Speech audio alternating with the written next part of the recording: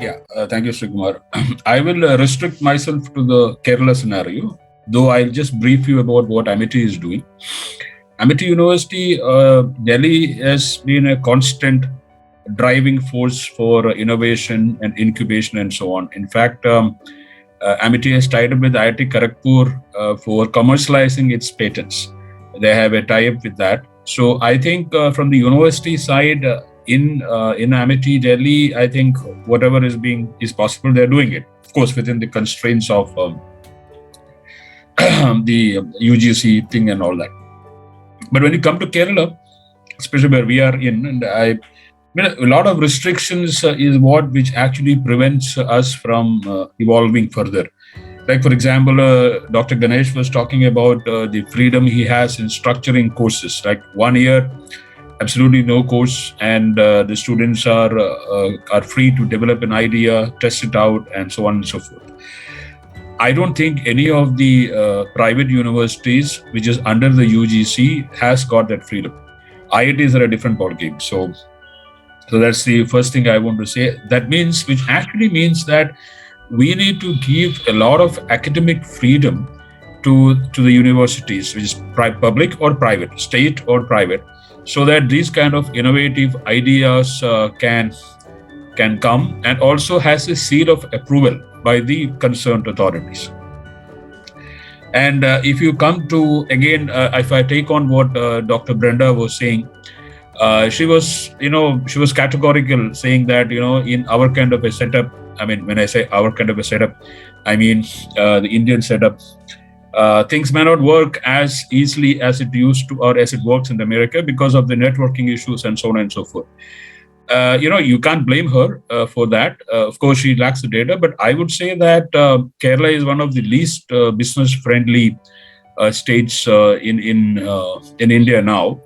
And I know that because I've been living here. I have done a few ventures, and right now I'm basically running from pillar to post for getting a building approval, which is my personal building. So I understand how this bureaucracy works, and we have given too much controlling power to the bureaucrats, and partly because of politicians not really serious about the development of the state.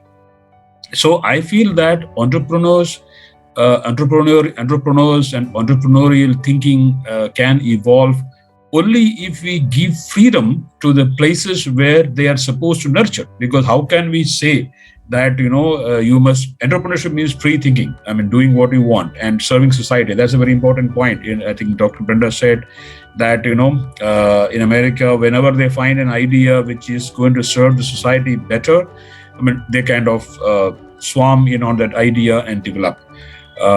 And Dr. Hussain was talking about the structure through which we go it. All that is good. All that should be there.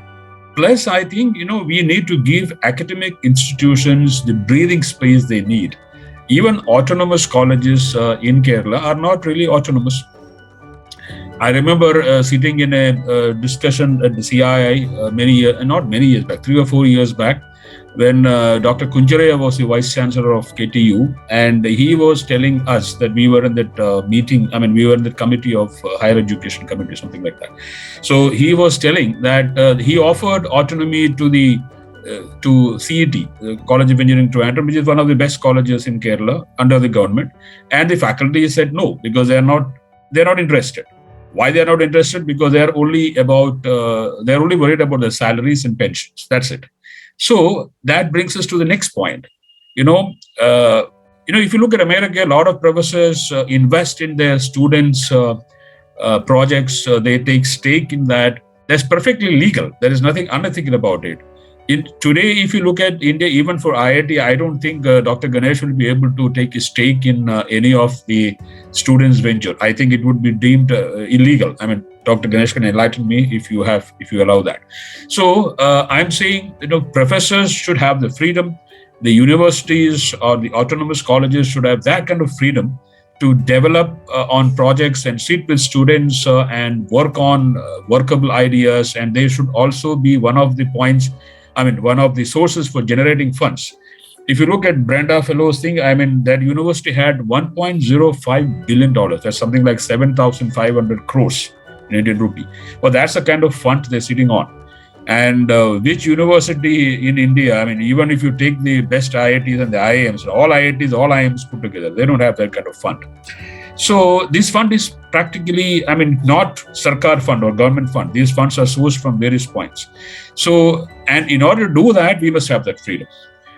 So I would say that, before we even start about developing entrepreneurship and entrepreneurial universities, firstly, I think we must look at making education free from the clutches of the bureaucracy and the, and UGC.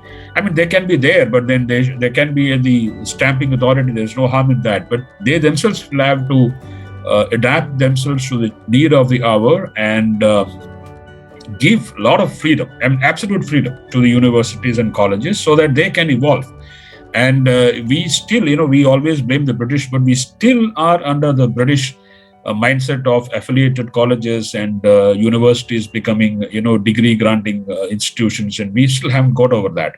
So the point I would try to make is that once we have this academic freedom, we have this freedom for academicians and professors to invest and pursue research.